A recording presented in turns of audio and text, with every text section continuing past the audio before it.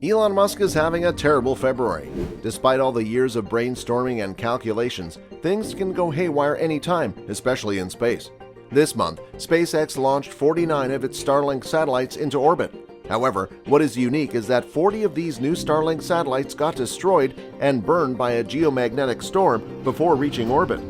The incident could be the largest collective loss of satellites from a single geomagnetic event. But what's a geomagnetic storm and how did it destroy 40 Starlink satellites? Stay tuned to find out.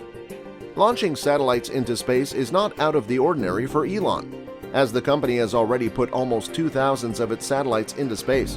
However, this time, unfortunately, a geomagnetic space storm destroyed up to 40 brand new Starlink satellites, leaving Elon Musk a massive loss running that runs up in the millions of dollars and also hundreds of hours of effort wasted. Welcome to Future.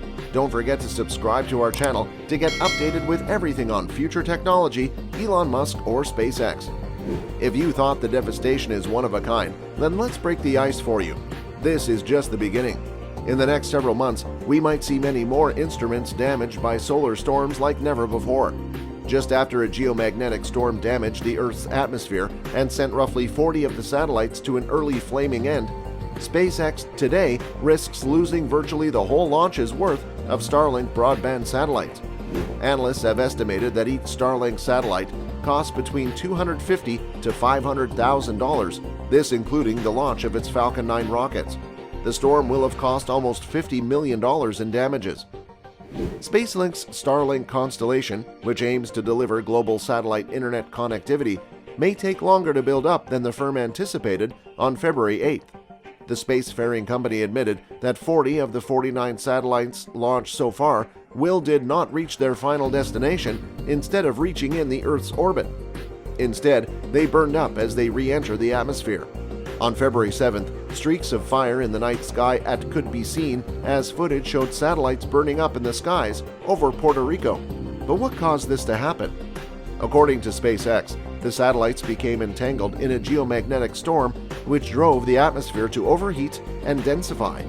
A geomagnetic storm is a space weather event that occurs when eruptions such as solar flares are produced from the sun's surface following a powerful explosion. The satellites were dragged back to Earth by 50% more atmospheric drag than prior missions. It's a terrible setback for SpaceX's Starlink plans. This raises a number of concerns regarding whether geomagnetic storms are so powerful. What happened to the satellites in reality? The solar wind created by the sun's activity causes a geomagnetic storm. The sun starts by shooing magnets away in the shape of a storm. The solar storm's energy is dumped into the planet's upper atmosphere, which heats it up and causes it to inflate and then become denser. This boosts the drag on low Earth orbit satellites. The 49 satellites launched by SpaceX on February 2022 were placed in an introductory orbit that sailed as little as 130 miles above Earth. SpaceX has stated that it launches Starlink batches at a low orbit on purpose, so that in the event of a failure shortly after launch, they can be quickly disposed of. After the company's operations team noticed increased air drag, the satellites were put into fail-safe mode, which spins the spacecraft upon its tip to reduce drag. Only 11 of the Starlink satellites are projected to survive and rise to their targeted destination orbit, which the corporation has previously identified as shark fin orientation.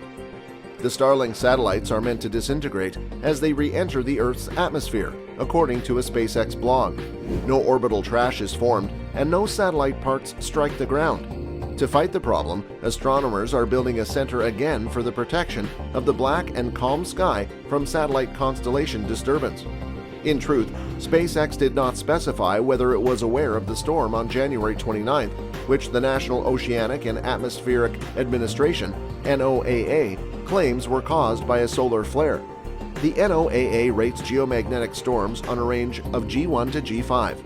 February 2022 storm, which destroyed the satellites, was predicted to be a G1 storm. On February 8th, SpaceX and Starlink officially verified what many people had been speculating on Twitter, that the newest batch of Starlink satellites, launched on February 3rd, may have had a glitch in orbit and didn't quite make it to where they were supposed to go. Space weather events are those that occur on Earth but are triggered by the sun. They are rated on a 1 through 5 scale, G1 through G5. The event that impacted the Starlink satellites on February 4th was the lowest, just a G1 or KP5 event, but the first impacts on the universe and also the first period that the Earth was feeling the consequences of space weather started as early as February 1st, a prolonged stretch of active weather that is not rare as we are entering solar cycle 25, which is an 11-year cycle. Sunspots or dark regions on the sun's surface that could cause solar flares are becoming increasingly common.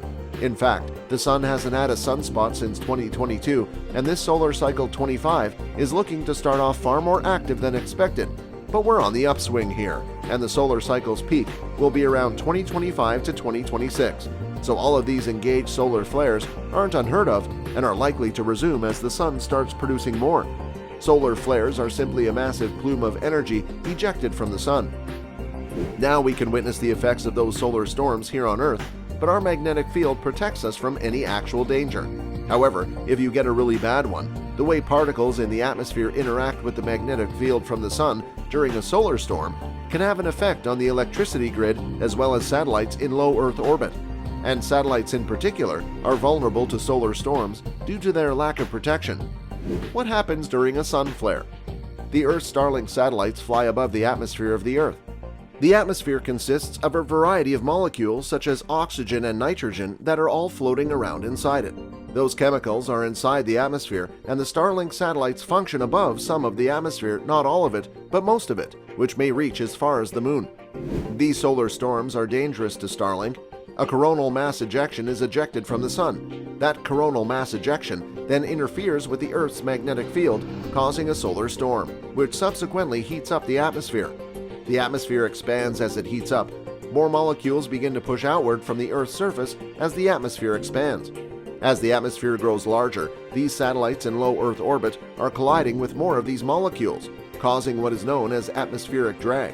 Essentially, they are being slowed down by colliding with more of these molecules, and they will no longer be able to retain this excellent orbit and will crash back into the Earth's atmosphere. The stratosphere is expanding due to the heating caused by the solar geomagnetic storm that is affecting your atmosphere. The sun is raising the temperature of the atmosphere. As the atmosphere expands, more molecules push outward from the Earth's surface, affecting an increasing number of satellites and causing saddles to become clogged. So, what made this so bad for Starlink? The SpaceX Starlink satellites travel at the height of 550 kilometers, well below their operational altitude. They are gradually raised, and while they are at these lower altitudes, they are performing in-orbit checkouts to ensure that they too are functioning properly. The reason Starlink works them at such a low altitude is so that if one of such Starlink satellites has a problem, it will not present a risk to satellites operating at their traditional altitude. If you had a defunct satellite up here, it could present a threat to other satellites operating at that altitude, not just Starlink satellites, but any satellite or even the International Space Station.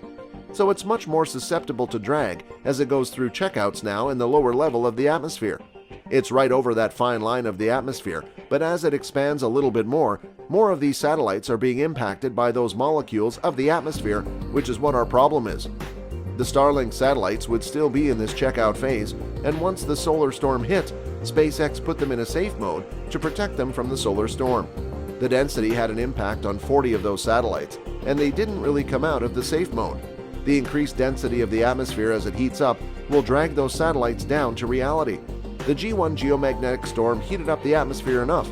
As the atmosphere expanded, those satellites collided with more and more molecules, slowing them down to the point where they re-entered the Earth's atmosphere due to atmospheric drag, which is why Musk had to face a massive setback to his revolutionary mission of providing high-speed internet to all. Do you think SpaceX can recover from the ill effects of the geostorm? Let us know in the comment section below. That's all for now. Don't forget to subscribe to our channel to get updated with everything on future technology, Elon Musk, or SpaceX.